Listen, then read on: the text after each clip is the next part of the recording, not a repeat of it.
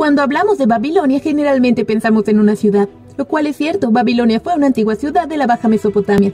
Pero no solo fue eso, sino que fue la capital de distintos imperios que se formaron en torno a ella, como el Imperio Paleobabilónico, el estado creado por Hammurabi, que en poco menos de 30 años logró extender su poder por una porción considerable de Mesopotamia, pero que encontraría su final por la invasión del Imperio Hitita, o también la construcción política más interesante que surgió en esta ciudad, el Imperio Neobabilónico, que para situarnos en contexto, tenemos que saber que los babilonios habían sufrido la invasión de los asirios. A Babilonia no le gustaba mucho esto, teniendo numerosas revueltas contra este imperio, hasta que por fin en el siglo VI a.C. lograron liberarse del dominio asirio, después de 150 años de vivir bajo el yugo de este imperio. Los babilonios lograron una alianza impresionante entre los egipcios, elamitas, medos, escitas y cimerios, con la cual aplastaron al imperio asirio. Como el liderazgo de esta alianza lo tenían los babilonios y los medos, estos se repartieron el imperio asirio fundando el imperio neobabilónico.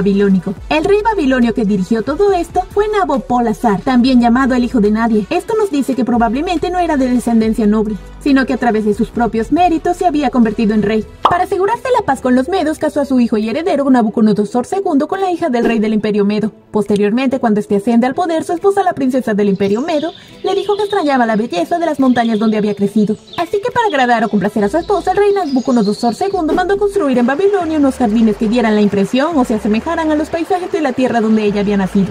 Estos jardines tenían la forma de terrazas abovedadas, de manera que asemejaran a las montañas. Estas terrazas eran huecas rellenas de tierra de manera que pudieran plantar grandes árboles en ellas, por las cuales también corría agua en forma de arroyos, la cual era subida por norias. Estas terrazas descansaban sobre pilares cúbicos. Hay que tener en cuenta que esto nos lo dicen las fuentes griegas, con el pequeño problema de que no coincide muy bien con los hallazgos arqueológicos hechos por Robert Calderwood, el arqueólogo alemán que excavó las ruinas de Babilonia. Encontró una serie de estructuras aterrazadas que identificó como posibles jardines, solo que no eran tan espectaculares como los griegos dijeron. Encontró una estructura aterrazada que daba a un patio interior, siendo este una especie de jardín privado. Debido a estas inconsistencias de la versión griega sobre los jardines de Babilonia, los historiadores dudan de esta versión, acusándolos de dar mal la información, diciendo que probablemente sí existió un jardín con estas características, pero se lo atribuyen a los asirios. En su capital, Nínive, Nabucodonosor II, una vez teniendo todo bajo control después de la repartición, buscó hacerse con el control de la zona de entre la actual Siria y Palestina, ya que era una zona tremendamente estratégica. En este afán de hacerse con el control de este territorio, incorporó varias ciudades fenicias, con las cuales no tuvo muchos problemas. Conquistó varias provincias fenicias, pero la isla de Tiro, que al día de hoy es una península, donde estaba la ciudad más poderosa de los fenicios, se resistiría enormemente.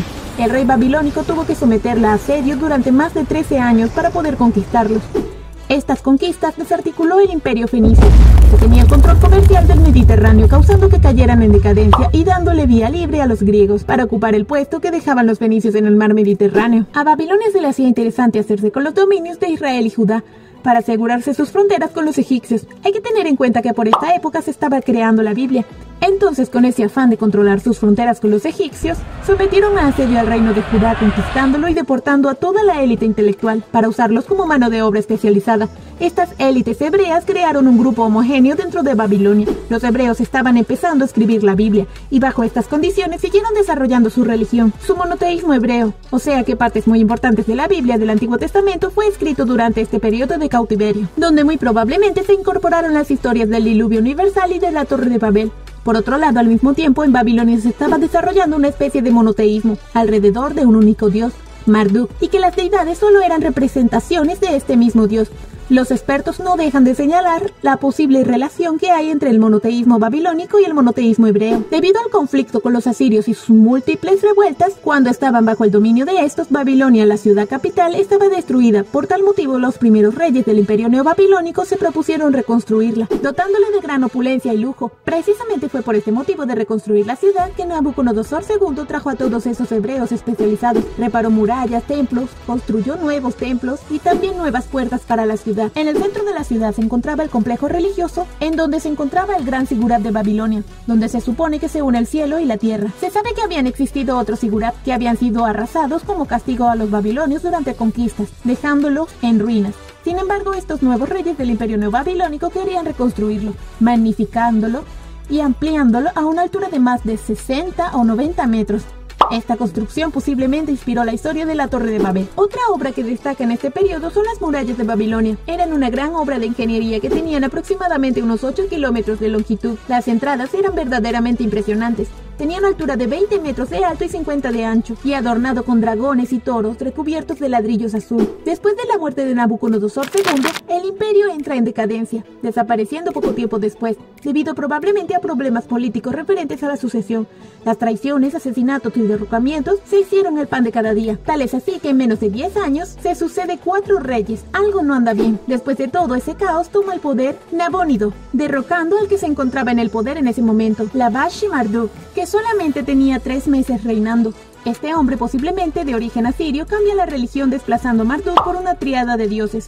Este nuevo rey abandona la ciudad capital Babilonia para conquistar nuevos territorios de la península arábica hasta llegar a Taima, un oasis donde se quedaría a vivir dejando a su hijo Baltasar en el poder. Mientras todo esto pasaba, Ciro II el Grande funda el imperio persa volviéndose en una gran fuerza. Ciro, percatándose de todos los problemas internos que estaba teniendo el imperio neobabilónico, convenció a los ciudadanos de que Nabónido era un rey ilegítimo y que el dios Marduk lo había escogido a él para ser su nuevo gobernante. O al menos esto es lo que cuenta Ciro en un cilindro encontrado en las ruinas de Babilonia. Lo que pasó en realidad es que Nabónido regresó a Babilonia, dio algo de batalla y sin embargo la ciudad se rindió sin presentar casi batalla, probablemente por todos los conflictos internos, políticos y religiosos que permitieron a Ciro II convencer a la ciudad para que se rindiera. Así que en menos de un siglo después del nacimiento del imperio neobabilónico, los persas se hacen con su control. Babilonia, así como el resto de Mesopotamia, jamás volvió a ser independiente. Después de los persas, cayeron a manos de Alejandro Magno. Luego los dominaron los partos. Después los persas de nuevo, los árabes, después los turcos, y así hasta la fundación de Irak en el siglo XX.